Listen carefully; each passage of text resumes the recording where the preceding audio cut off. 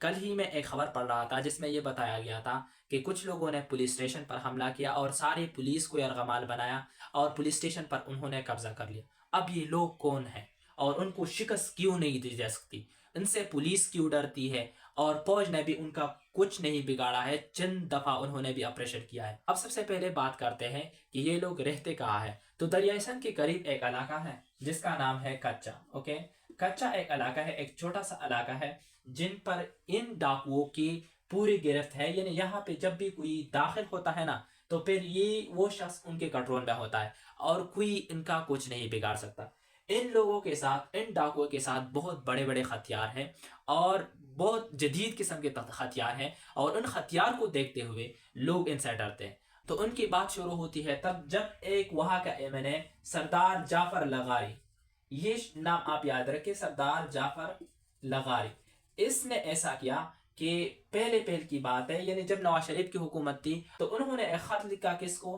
PM صاحب کو، نواز شریف صاحب کو، اور اس کے ساتھ ساتھ انہوں نے لکھا CM صاحب کو، اور خط میں یہ لکھا کہ یہاں پہ ایسے ڈاکو کچا کے علاقہ میں رہتے ہیں جس سے لوگ بہت زیادہ پریشان ہیں اور لوگوں کو لوٹتے ہیں اور کوئی ان کا کچھ نہیں بگاڑ سکتا، اور مسلسل یہ چیز چلتی آ رہی ہے۔ تو PM صاحب نے کیا کیا؟ انہوں نے IG صاحب کو حکم کیا کہ ان کے خلاف ایکشن لے لی جائے، یہ جو ڈاکو ہیں۔ تو انہوں نے مختلف IG صاحب نے مختلف DPOs کو کہا اور ان کے خلاف ایکشن شروع ہو گئی۔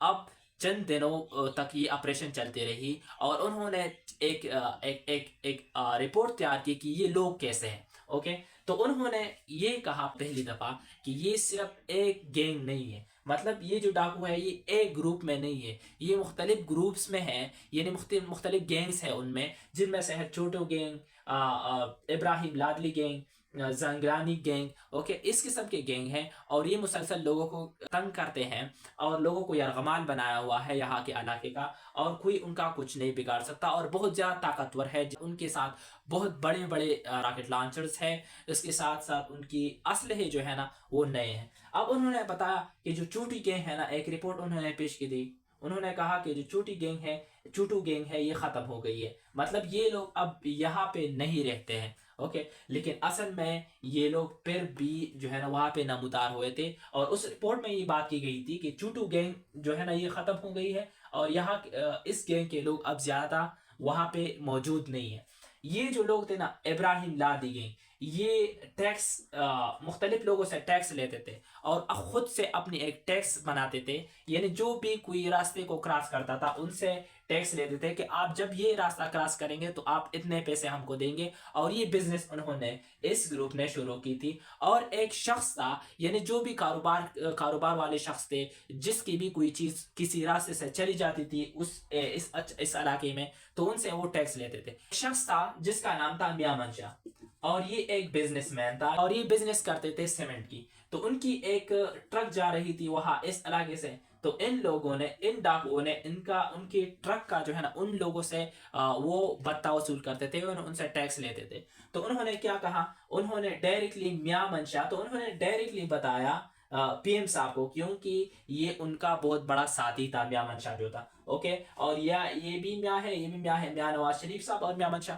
تو انہوں نے کہا کہ ان کے خلاف ایکشن لے لی جائے گی، اور پھر جب پولیس ان کے خلاف ناکام ہوئی تو انہوں نے ایسا کیا کہ آرمی کو بلایا، اور آرمی نے یہاں پہ آپریشن کی، اور پھر جب آرمی نے یہاں پہ آپریشن کی نا تو آرمی نے کہا کہ اب یہ لوگ ختم ہو گئے ہیں۔ لیکن جب آپریشن ختم ہوئے چند عرصہ بعد جو تھا نا، یہ جو لوگ تھے یہ پھر سے نمودار ہو گئے۔ اوکے، تو پھر آخری جو ہے نا یہ گینگ بھی تھا وہاں پہ۔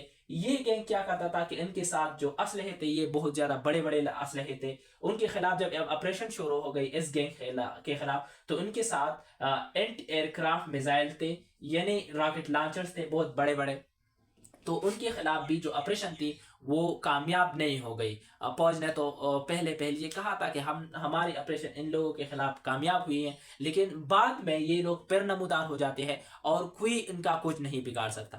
اب ریزن کیا ہے کیوں کوئی ان کے خلاف کامیاب نہیں ہو سکتا؟ ان کے چند ہی وجوہات ہیں۔ پہلی وجوہات میں یہ بات آپ یاد رکھیں کہ جب انہوں نے سردار جعفر لغاری نے خط لکھا تھا نا PM اور CM صاحب کو، تو انہوں نے یہ بات بھی کی تھی، ایک اشارہ دیا تھا کہ یہاں پہ چند MNAs اور MPAs اور بہت بڑے بڑے پولیس آفیسر ان کے ساتھ ملے ہوئے ہیں۔ یہ شک کے لحاظ سے انہوں نے کہا تھا. اوکے, انہوں نے نام نہیں لیے تھے لیکن انہوں نے یہ شک کے لحاظ سے کہا تھا کہ یہاں کے چند ایم پی ایز اور اس کے ساتھ ساتھ جو پولیس میں بہت بڑے بڑے لوگ ہیں ان لوگوں کے ساتھ ملے ہوئے, تو اسی وجہ سے یہ ایک ریزن ہو سکتا ہے کہ ان لوگوں کے خلاف جو آپریشنز ہوتے ہیں نا وہ کامیاب نہیں ہوتے. اور دوسری وجہ یہ ہے کہ ان لوگوں کے ساتھ جو اسلحہ ہے, جو ہتھیار ہے, وہ بہت زیادہ ہے, بہت وافر مقدار میں ان کے ساتھ موجود ہے. اور یہ بھی بات کی گئی ہے کہ ان کا جو تعلق ہے نا ان لوگوں کا تعلق بی ایل اے سے ہے, یعنی بی ایل اے والے ان لوگوں کے ساتھ ملے ہوئے ہیں, ان کو ہتھیار پرووائڈ کرتے ہیں. اور یہ بھی بات کی گئی تھی کہ ان کے ساتھ جو زیادہ تر ہتھیار ہے وہ میڈ ان انڈیا ہے, یعنی انڈیا سے امپورٹ ہوتے ہیں, کیونکہ یہ جو علاقہ ہے انڈیا کی قریب ہے. انہوں نے یہ کہا کہ کسی بھی طریقے سے ان کو جو ہتھیار پرووائڈ کی جاتی ہے یہ انڈیا سے آتے ہیں. تو یہ چند ریزن تھے جن کو دیکھتے ہوئے ان کے خلاف, ان ڈاکو کے خلاف, جو کہ اب بہت بڑی گینگ بن گئی ہے. اب چند دنوں پہلے ایک شخص کو انہوں نے پکڑا تھا اور ان کے گھر والوں سے کہا تھا کہ 1.5 کروڑ روپے دے دے پھر ہم اس کو فری کریں گے, لیکن کس کے پاس اتنا پیسہ ہوتا ہے.